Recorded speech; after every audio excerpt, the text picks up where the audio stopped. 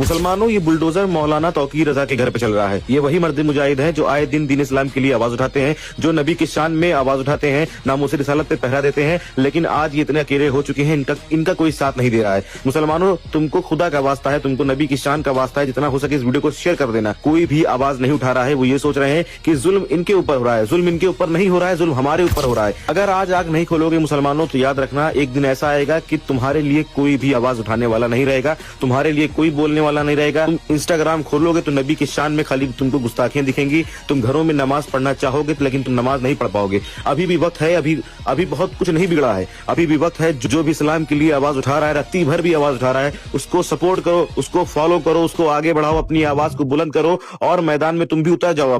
अब मैदान में उतर जाओ। अब तुम भी इस्लाम के लिए बोलो, अपने आप को बदलो। अल्लाह का वास्ता है, अपने आप